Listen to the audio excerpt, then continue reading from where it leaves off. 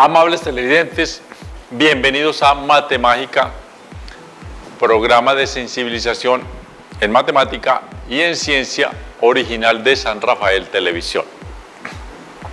Saludamos a nuestro patrocinador, el estadero Yacutur, en el kilómetro 6 de la vereda La Rápida, en un amable y tropical ambiente donde sus propietarios están esperándolos para atenderlos personalmente.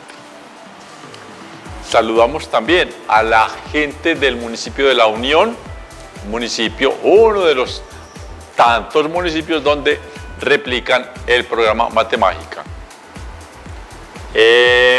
Leemos la frase, ¿cierto? Vamos a leer la frase que traemos de Ian Stewart, un matemático británico, no inglés, recuerden. Él es irlandés. Es que Bretaña es una isla donde hay 4 países.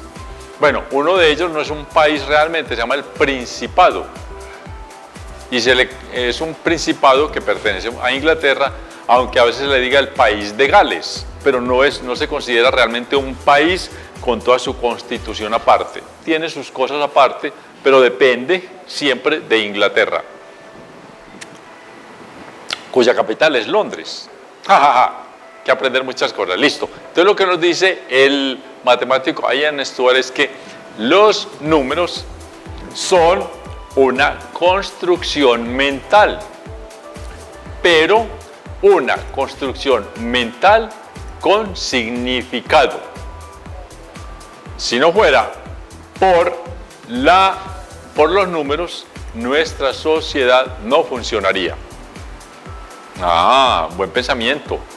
Listo. Y cuando Ian Stewart dice los números, ya sabemos, lo dijimos en la clase pasada, se refiere pues a todo el quehacer matemático. Decir los números es, venga, eso se llama una metáfora. En literatura, cuando uno estudia los principios de literatura, le enseñan como las figuras literarias. Entonces uno dice, por ejemplo, las velas zarparon, y las velas, pues las velas son los lienzos inmensos antiguos con los que se movían los barcos de vela. Zarparon las velas no, los barcos completos. Eso se llama una sinécdoque. La palabra sí está muy complicada. Sinécdoque.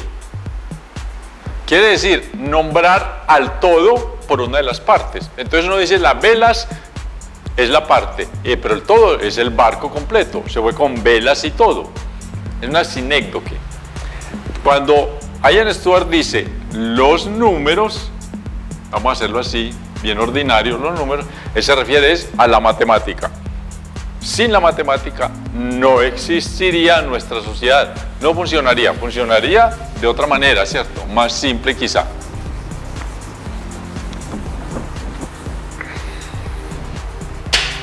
Perfecto.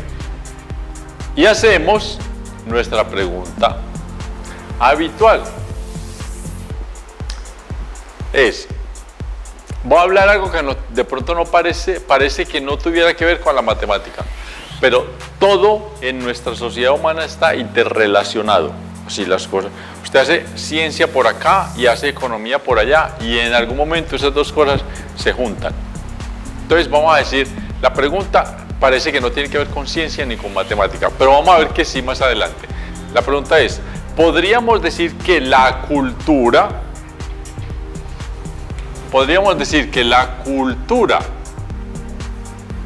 es un proceso directo, ¿cierto? Es una línea recta? Podríamos decir que la cultura es un proceso directo que va desde que no sabemos, desde lo ingenuo hasta lo más sabio, que va desde la ingenuidad hasta la sabiduría derecho. ¿Podremos decir eso? Bueno, vamos a verlo.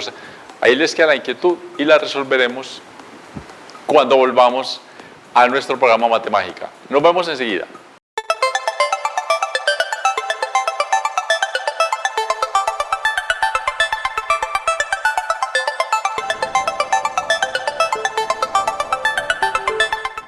Bien, amables televidentes, de nuevo en nuestro programa Matemágica. Voy a hacer una variación en el orden habitual del programa. Yo siempre hago una parte de cibernética y otra parte sobre pedagogía, sobre psicopedagogía. Bueno, en realidad nuestro programa Matemágica tiene 4 temas importantes por estas épocas, ¿cierto? Ya lo hemos dicho varias veces. Astronomía. El otro tema que hablamos es sobre una biografía de algún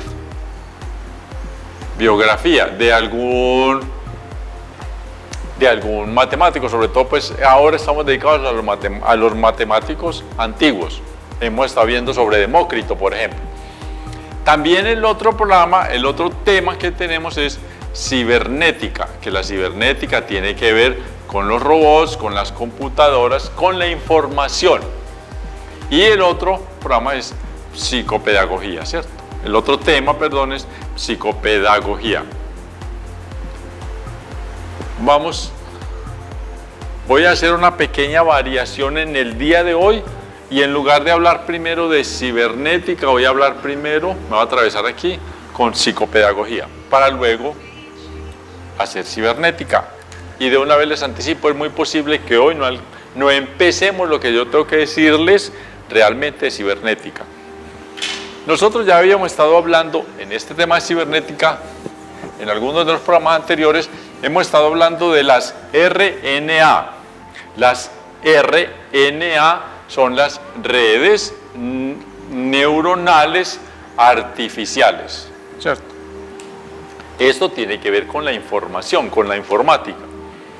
Pero es que es un capítulo importantísimo y yo quiero hacerlo hoy.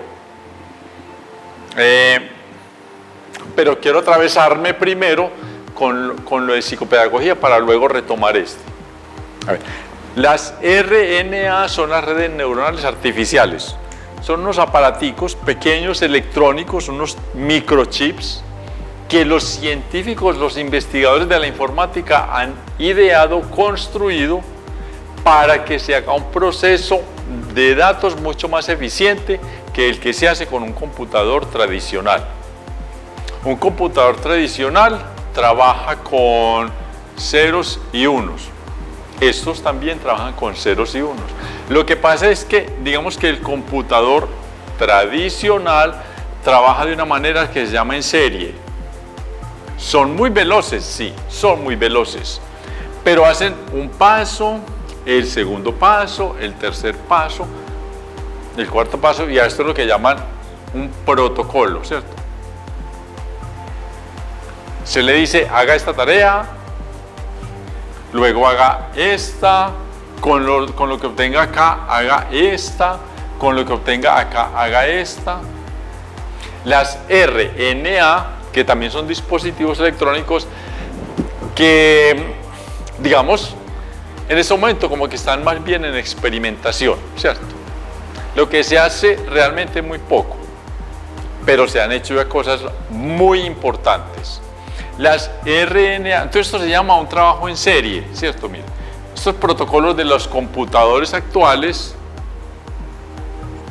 trabajan en serie, 1, 2, 3, 4.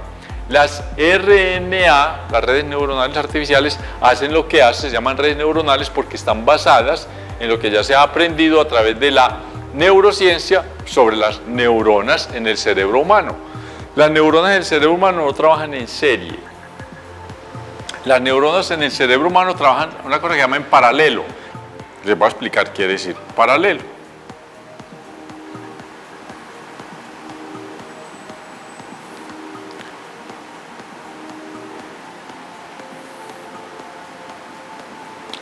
Cojamos esto, pueden ser más, ¿cierto? Esto aquí trabaja en serie, ¿sí? Una parte de esa red neuronal artificial, digamos la parte A, hace un proceso. La parte B hace otro proceso. La parte C hace otro proceso. Y la parte D hace otro proceso. Entonces este protocolo aquí se llama en serie. es uno por uno. Y las computadoras de verdad son muy rápidas. Pero estas cogen varias maquinitas, varias partes, más bien, varias porciones de la máquina, cogen tareas distintas. Esta elabora una parte, esta elabora otra parte, y vienen y se encuentran aquí. Y aquí sale el resultado. Entonces se llama un trabajo en paralelo. Porque, miren, esta trabaja acá, ahí ven el paralelo, ¿cierto? Es fácil de ver, de entenderlo gráficamente, por supuesto. Y estos 4 elementos, que pueden ser más, ¿cierto? A, B, C, D, E, F, G, los que sea, entregan su tarea a otra parte de la red neuronal. Y esas hacen otro. Entonces es mucho más rápido y es mucho más eficiente este método que este. Lo que pasa es que no ha habido todavía manera de que las computadoras, de que esto se le meta a las computadoras, porque eso, digamos, que apenas está en una fase de investigación, pero ya se han hecho varias cosas. Y les voy a decir de una vez de qué se trata, les voy a adelantar, porque existe y no es muy reciente. Eso es un trabajo ya que lleva sus añitos. Hasta allá vamos a llegar.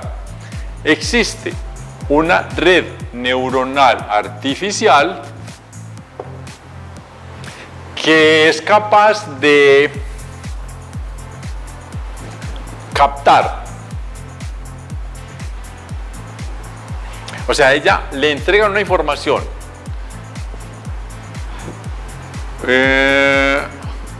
Y ella es capaz de proceder a elaborar con esa información y de visualizar, de vaticinar si una persona, con esos datos que le entran de esa persona, después lo veremos esos datos, si la persona es proclive, o sea, tiene tendencia, no nos quedamos aquí proclive porque esa palabra es muy académica, tiene una disposición natural, biológica, y social, el entorno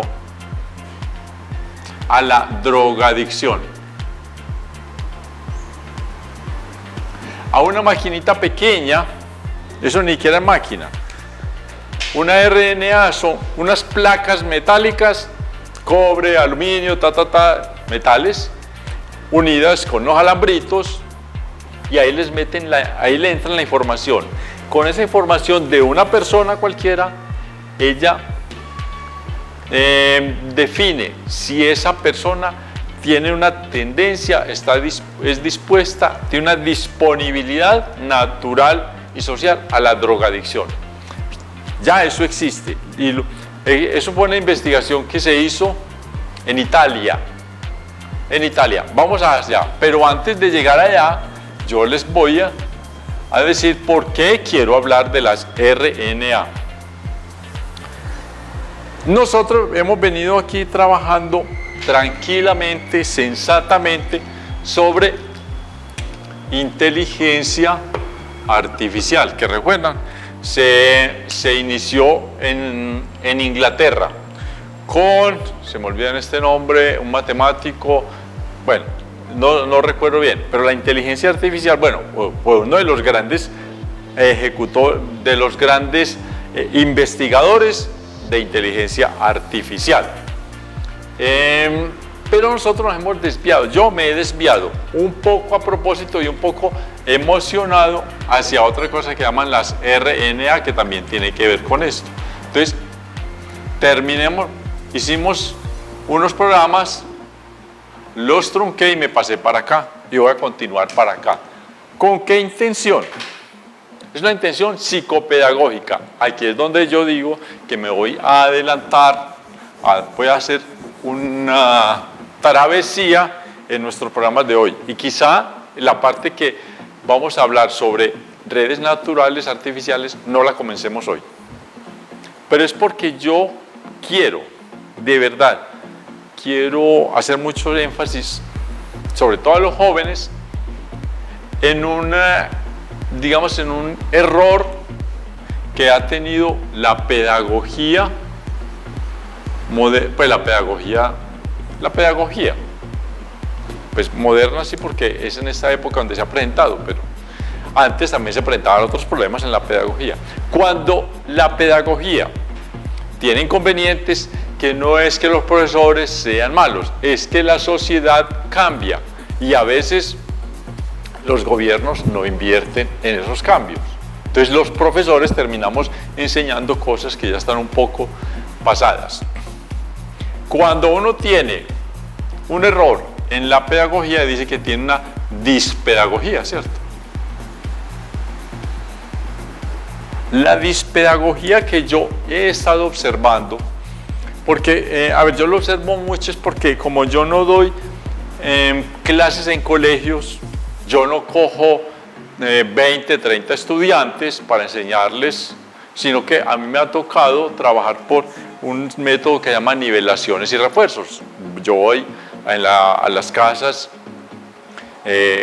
y doy clases individuales, particulares, y a veces me gusta más con 3 o 4 estudiantes, pero también me toca a veces con uno solo o con 2, pero me gusta más cuando es en grupo. Yo observo que a la mayoría de los estudiantes tienen 2 líos. Uno, la ciencia, pues no es que se lo hayan ideado los profesores de ahora, es que esa tradición la traemos desde años y viene hasta hoy. Nos enseñan a temerle a la matemática y a la ciencia. Y muchas veces muchos profesores lo hacen con vanidad, ¿cierto? Por sentirse superiores y torturar a los estudiantes. Eso hay que cambiarlo, ¿cierto? Porque no todos los estudiantes serán buenos para la matemática. Y entonces, ¿qué? Si no son buenos para la matemática, entonces dejamos que se mueran. No, venga. A lo mejor no sabrá tanta matemática, pero muy posiblemente lo poquito que aprenda de matemática le va a servir a él y a la sociedad.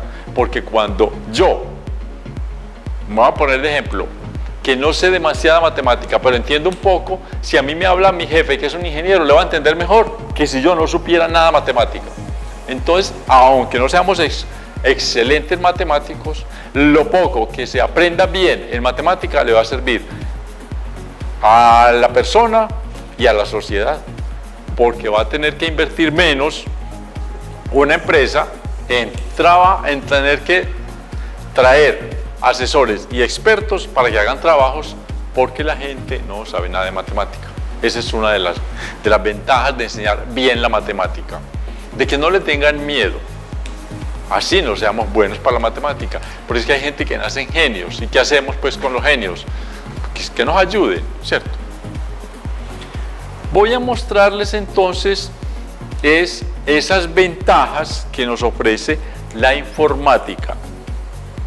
Porque con esas ventajas yo sé que mucha gente, muchos jóvenes se van a entusiasmar, a decir, bueno, la ciencia es difícil, pero todo lo que ese paraíso maravilloso que nos depara, que nos espera cuando nos dediquemos a la ciencia, vale la pena el esfuerzo de hoy que estamos jóvenes. Eso es una ciencia que está en ciernes, se dice así, que apenas se está como empezando. Es un campo de la informática. Cuando un joven empiece a darse cuenta de las posibilidades que tiene todos los estudios, hasta la poesía y la literatura, pero estamos dedicados a esto de la informática, cuando ellos empiecen, habrá muchos más jóvenes con ganas de estudiar y de hacer el esfuerzo de entender la matemática y la ciencia. Esta dispedagogía de la que les estaba hablando, de que no se nos enseña para dónde vamos en muchas cosas, pero digamos en ciencia, esa dispedagogía es muy común en estos países, para decirlo de una manera muy suave, sin ofender mucho, países en vía de desarrollo. Sí, las investigaciones importantes las hacen los países desarrollados, pero los países en vía de desarrollo, aquí también hay genios. Constantemente las universidades, sin darse cuenta, las universidades del tercer mundo, de América Latina, aparece un geniecito. Y entonces lo absorben los países, entonces se los llevan y hacen convenios, porque es que allá no todos son genios. Entonces también aprovechan de los genios de los países en vía de desarrollo, se los llevan para allá. O no hay necesidad, ahora con la internet es muy fácil, ¿cierto? Estarnos comunicando desde aquí, desde Colombia. Yo tengo amigos que hacen investigación tengo un amigo que hace investigación con la universidad italiana, investigando sobre las mariposas. Imagínense, les voy a decir de una vez por qué. Ese amigo la investigación que están haciendo es tratar de entender por qué las mariposas brillan, y van muy adelante en eso. No me puedo extender, porque más adelante esa investigación va a servir para que la ropa que usemos cambie de color. Así de sencillo. Y se está haciendo una investigación aquí en Colombia. Tengo amigos que trabajan en eso aquí desde Medellín, con universidades que están haciendo la investigación en Italia. O sea, hay un compañerismo, y son muchachos hábiles, ¿cierto?, para la matemática y para la investigación.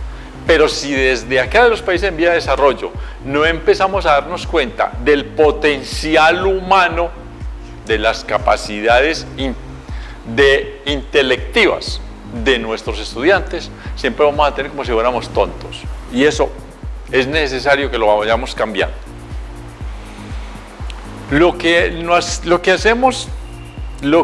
La dispedagogía es que no le estamos enseñando a nuestros jóvenes, no les decimos para dónde vamos. No les decimos, ¿para dónde vamos? Como si no existiera. Bueno, en realidad, les voy a decir la verdad, nadie, pero nadie puede decirnos hacia dónde va la humanidad. Piénsenle un poco y verán que me darán la razón. No pueden decirnos para dónde vamos. Pues, ¿quién iba a saber hace 100 años que hoy íbamos a tener televisión, celular, computadora? No sabemos qué irá a pasar dentro de otros 200 años. Nadie sabe. Pero uno lo que sí puede hacer es decirle a los jóvenes, bueno, vamos a, ¿qué se hizo? ¿Cierto? En épocas antiguas, ¿qué se hizo? Y hasta hace 300 años. ¿Qué se ha hecho? ¿Y qué se está haciendo?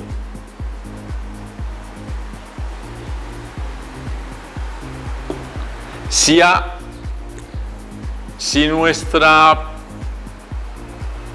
nuestro sistema pedagógico en los países del tercer mundo tuviera unas clases dedicadas a esto, con seguridad había mucho más joven pretendiendo dedicarse a la ciencia. Pero si no les decimos nada y nos avanzamos y vean, muchachos, no, el mundo es así, tranquilos, no nos podemos tranquilizar tanto. No nos podemos tranquilizar tanto. Si no les decimos qué es lo que está pasando por ahora, no qué va a pasar, porque no lo sabe nadie. Si no les decimos, los estudiantes no se van a como entusiasmar con qué va a pasar. Si a la gente le hubieran dicho, es que estamos haciendo investigaciones sobre cómo se puede hacer para que uno no tenga que tener un teléfono en la casa, sino que uno pueda salir con el teléfono. Eso se llama celular. Mucha gente se hubiera dedicado con más entusiasmo a esas cosas.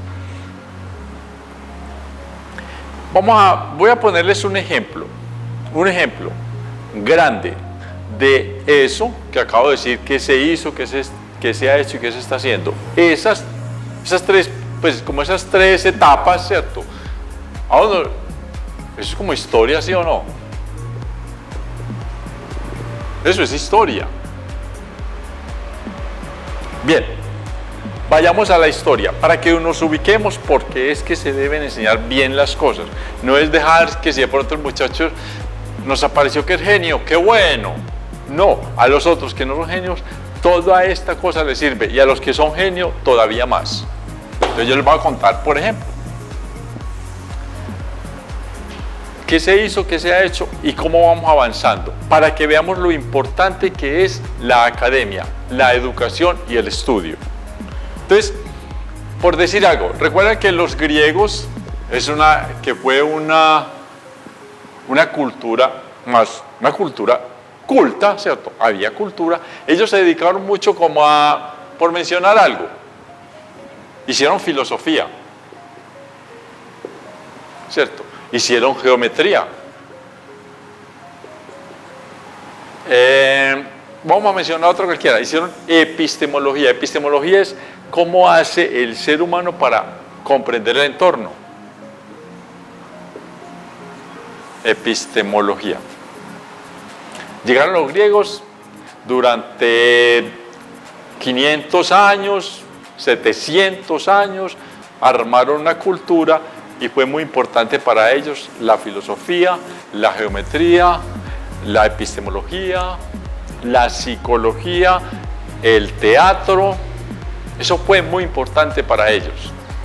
Listo, y desaparecen, pues la cultura griega va desapareciendo, se va muriendo por muchos motivos, y aparece la cultura romana, que es lo que parte de la cultura romana la estamos estudiando ahora en nuestro otro programa que se llama Ecópolis, hablando sobre los 5 emperadores buenos.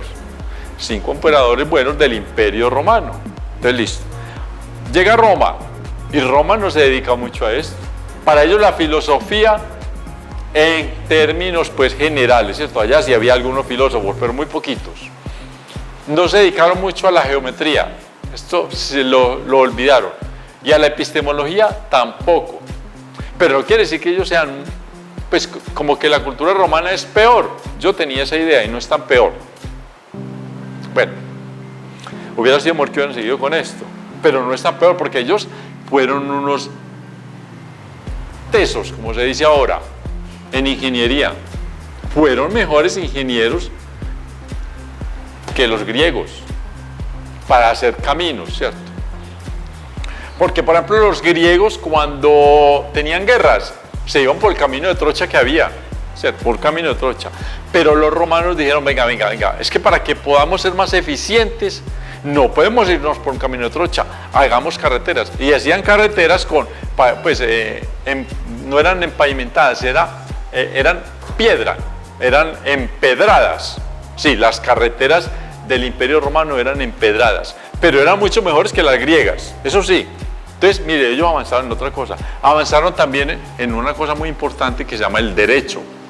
Inclusive hoy, un estudiante entra a la Facultad de Derecho y lo ponen a estudiar en los primeros semestres Derecho Romano, para que se vayan dando cuenta de cómo fue que los romanos organizaron el imperio y de dónde sale la tal idea del derecho, que es muy importante. Entonces, no es que los griegos sean mejores que los romanos, es que, vamos a ver, la pregunta que les dije, recuérdenla, ¿cierto? Si la cultura es una cosa en línea recta, desde la ingenuidad hasta la sabiduría. Listo. Luego de Roma, y este sí es un ejemplo importantísimo, para que veamos, para que vamos orientando, teniendo elementos para responder nuestra pregunta. Entonces aparece en un momento aparece, bueno, se cae Roma, listo. Esbocemos un poco mejor el asunto. Nuestro querido Imperio Romano, entonces empieza a tener deficiencias, ¿cierto? A fallar aquí, a fallar allá. Y el Imperio Romano, que comprendía toda esa cuenca del Mediterráneo, mucha parte de Europa, mucha parte del norte de África, mucha parte del oriente, hasta llegar sabemos que Trajano llegó hasta Persia, ¿cierto? El emperador Marco Vulpio Trajano por nuestro programa de Ecópolis sabemos que llegó hasta Persia, listo. Era una cosa enorme. Después los emperadores que siguieron a Trajano, porque Trajano fue el que más lejos llegó, el emperador Trajano fue el que más amplió el imperio, las fronteras, pero después los que siguieron se dieron cuenta que era mejor irlo empequeñeciendo, bueno, y quedó algo. Pero después de ellos, ¿cierto?, Roma empieza a decaer y se sabe más o menos en qué momento fue, eso lo vamos a ver en Ecópolis. El imperio romano entonces ya se dividió en dos. El imperio romano de Occidente, que era realmente Roma, donde está Roma, dirigido por Roma, Italia, España, Occidente, algo de Francia, y el imperio, que lo llamaban imperio romano de Oriente, que en realidad terminó llamándose en la ciudad de Bizancio. Entonces había dos imperios que estaban divididos, pero eso eran como padre e hijo, Roma era el papá, y el imperio bizantino fue como el hijo. El imperio bizantino entonces fue Oriente. Bizancio, la ciudad de Bizancio, en esa época se conocía como Bizancio, ahora es Estambul y queda ahí en Turquía. Entonces hubo el imperio romano de Occidente y el imperio romano de Oriente, que luego se llamó el imperio bizantino. Listo. Se mueren estos dos, se desaparecen y se sabe por qué, y no lo voy a decir para no comprometerme en líos, porque les juro que cuando diga por qué, sí me puedo meter en líos. Ahí hubo una cosa complicada en la manera de dirigir las sociedades. Grave, gravísima. En ese momento prefiero no comprometerme. Entonces, listo. Se desaparece el imperio romano. Entonces quedan los griegos, íbamos en los griegos, que fueron una gran cultura que hay que estudiar. Después aparecen los romanos y después aparece Bizancio, que es como el hijo de Roma, y llega una cosa terrible en Europa que se llama la Edad Media. Grave, desastrosa. Hay autores y hay historiadores que cuando uno dice grave, desastrosa, se pone como mal y da como pesar de la gente de la Edad Media y dicen, no, pero es que ahora también se decían cosas. Sí, allá había una cultura, pero había una cultura desastrosa. Mejor dicho, para ser sinceros, la Edad Media fue un retroceso. En la Edad Media se olvidó que había una cosa que se llama filosofía. Tan cierto lo que estoy diciendo que aparecen los últimos filósofos y los últimos científicos y geómetras griegos en el siglo II en Alejandría. Alejandría es una ciudad muy importante porque digamos que la cultura griega, yo no sé por qué, que estaba en Atenas, se pasó, no, eso se sabe por qué, es que no puedo enredarme ahora. Pasó a estar en Alejandría como hasta el siglo II. Y a partir del siglo II después de Cristo, cuando estaba Hipatia, que era una matemática, y que la mataron, y esta es una de lo que no me quiero comprometer, esta es una de las aquí está la respuesta de qué fue lo que pasó, por qué llegamos a la Edad Media, por qué cayó el imperio bizantino, llegamos a la Edad Media. Aquí hay una de las claves para responder qué fue lo que pasó, la muerte de Hipatia. Bien. A partir de Hipatia, pues no de Hipatia, pero de ese siglo II, el siglo III, en el siglo III inclusive, ya que empezó la Edad Media, eso fue un desastre, hubo un retroceso, aunque a algunos historiadores les dé como pesar, no nos puede dar pesar, ¿sí? Eso fue lo que pasó.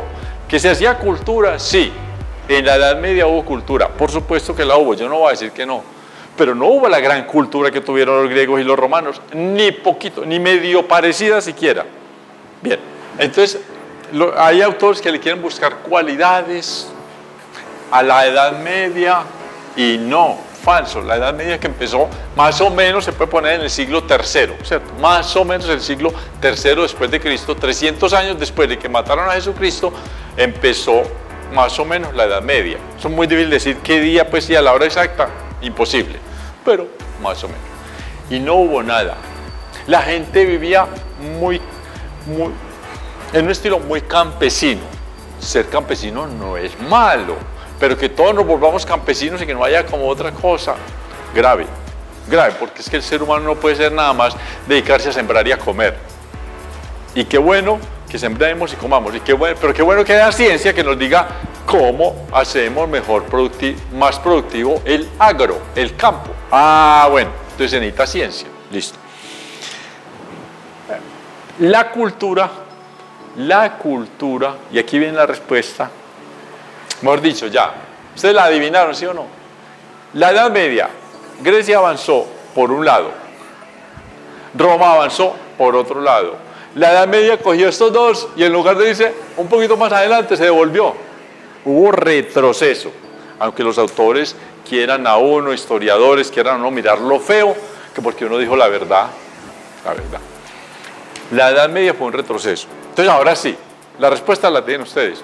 La cultura no es un camino directo que nos lleva desde la A hasta la Z. No, la cultura es un camino muy tortuoso. Es un camino a tumbos. Uno camina por la cultura.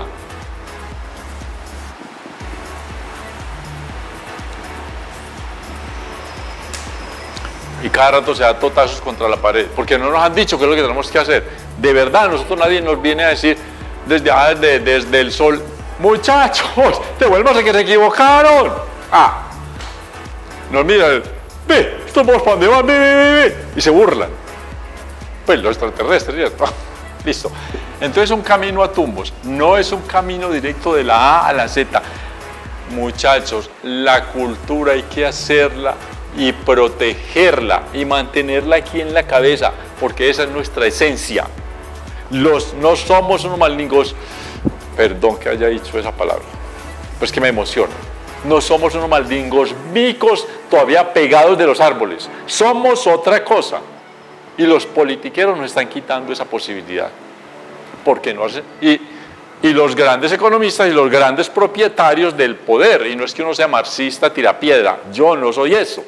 Yo no tiro piedra, yo no mato a guerrilleros, ni paramilitares, ni politiqueros, pero tengo que decirlo, y no soy resentido.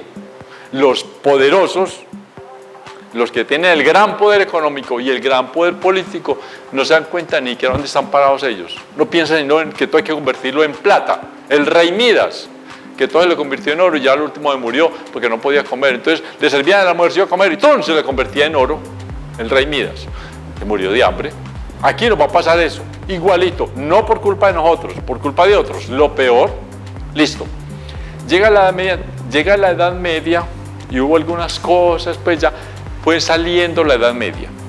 Fuimos saliendo de la Edad Media duro. Entonces apareció el Renacimiento, no voy a hablarles del Renacimiento, pero importante que alguien haya dicho, muchachos, vea, es que hace tiempos en Grecia se hizo esto y en Roma se hizo esto, venga, volvamos a tomar ese camino, retomémoslo. Alguien revisó y aparecieron Leonardo da Vinci y mi querido amigo Galileo. Querido Galileo, gracias, mijo. Salimos de esa época oscura, que la Edad Media por la que nosotros tuvimos que atravesar, grave, que por lo menos deje una enseñanza, una experiencia. El ser humano no puede volver a pasar por el oscurantismo que pasó cuando tuvo la Edad Media. Por favor, no hagamos eso. Dediquémonos, por lo menos así sea, con las uñas, a ver la cultura, a estudiar un poco, a entender, a dedicarnos a eso. Porque esta época, ¿sabe qué es lo que nos está matando? La industria. Tenemos tantas cosas, que nos tienen deslumbrado. Y ese montón de cosas valen plata, pero queremos tenerlas. tenerlas, y al tenerlas necesitamos plata, y para poner plata, como somos pobres, tenemos que trabajar, y al trabajar nos están esclavizando, nos están hundiendo vivos en el lodo. Listo. No puede volver a pasar. Llega ahora sí, entonces pasó el Renacimiento, les expliqué muy poquito de eso, llega la gran edad contemporánea, donde tenemos una inmensísima cantidad de cosas a través de la industria que las podemos mejorar, pero la edad contemporánea, eso sí es la maravilla. Vean, les voy a hablar de cosas sencillas, así. Perdón, no son cosas sencillas, pero cosas mágicas, maravillosas, monumentales, que nos ha traído la edad contemporánea, gracias a que apareció hace muchos años un señor que se llamaba Galileo Galilei y empezó a hacer una cosa que se llama ciencia. Lo primero que hizo Galileo Galilei fue descubrir, bueno, él no lo descubrió, ya todo el mundo lo sabía, pero él lo organizó y lo matematizó, lo volvió matemáticas.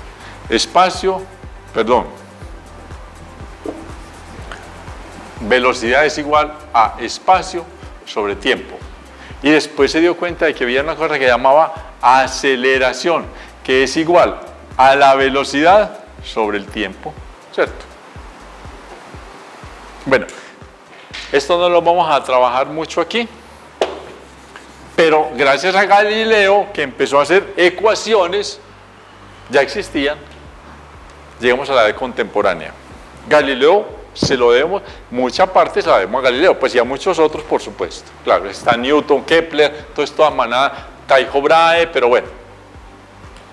En la edad contemporánea, ahora dijimos que los griegos habían hecho geometría, epistemología, filosofía, que los romanos habían hecho ingeniería, derecho, que la Edad Media hizo el oso, ¿cierto? No hicieron más. Digamos la de el Renacimiento, que dijo, muchachos, venga, volteemos, acuérdense que es por acá, entonces nos fuimos para, traque, huyamos hacia la izquierda, entonces nos fuimos, y llegamos a la de contemporánea, donde hay viajes espaciales, o especiales, ¿cierto? También podríamos decir especiales, ir a la luna, eso es muy especial, viajes espaciales. Tenemos, y no es porque eso es un proceso, la educación y el conocimiento no es una meta y ya llegamos, ya estamos aquí y chao, nos podemos ya morir porque ya nos volvimos sabios. Eso no es así. Entonces, tenemos unos grandes conocimientos y los vamos mejorando también en cosas como cosmología.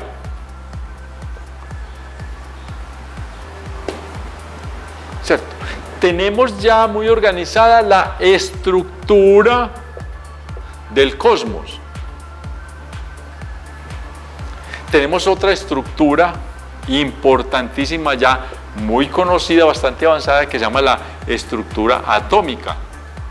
O sea, la estructura del átomo. Tenemos en informática, ¿cierto? Tenemos una teoría de la informática. Hace pocos años, en los años 50, teoría de la informática, en los años 50 nos empezaron a hablar de cibernética. Este mundo maravilloso de la ciencia, y no es que yo esté diciendo que tenemos que volvernos científicos y que nadie más puede hacer sino ciencia y que lo único que existe es la ciencia, no. Qué bueno que hay poesía, qué bueno que hay literatura, qué bueno que hay psicología, qué bueno que hay filosofía, qué bueno que hay historia, que hay política. Eso también es importante, pero esto, lo que pasa es que esto lo cogen, es que es lo peor. Vea, esto, para que haya esto, se necesita que los estados, que los gobiernos den plata para que haya investigación. Generalmente es así. Aparece de pronto para uno que otro que medio se descubre algo, nunca le pagan, algún matemático que descubre un teorema, nunca le pagan, de pronto le dan un premio, pero para que haya la mayoría de estas cosas, tiene que haber plata de por medio. Los estados, los gobiernos financian la academia. El lío está en que para que financien, para que los estados, los gobiernos financien la academia, tienen que estar los bancos poniendo la plata. Y entonces a la academia la convierten en un hacedor de plata. Entonces uno termina esclavo de los bancos. La ciencia termina de esclava de los bancos, haciéndole más plata a los bancos. Los científicos son los primeros llamados a que nos volvamos más humanistas. A ver, si no nos volvemos más humanistas, va a pasar lo que pasó en la Edad Media. ¿Qué pasó en la Edad Media? En la Edad Media ocurrió, una de las cosas que ocurrió, no, la otra no la voy a decir porque me comprometo muy feo, pero una de las cosas que ocurrió es que el conocimiento,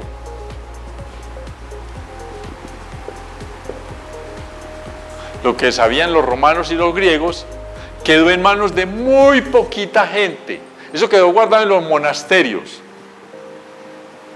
Allá, en las bibliotecas de los monasterios, se guardaron muchos libros, pero eran muy poquitos los monjes que estudiaban. Los monjes para estudiar, no. Muchos monjes la mayoría de los monjes eran conchudos, descarados, cínicos, abusivos. Se metían a los monasterios porque sabían que de algún modo el campesinado producía algunas cositas y regalaba parte al monasterio, porque en el monasterio rezaban para que las cosechas fueran buenas. Entonces la gente creía eso, entonces iban y llevaban una parte al monasterio. Entonces los monjes allá vivían escasitos, pero no les faltaba pues el pancito diario, porque el campesinado es el que se estaba matando por ellos.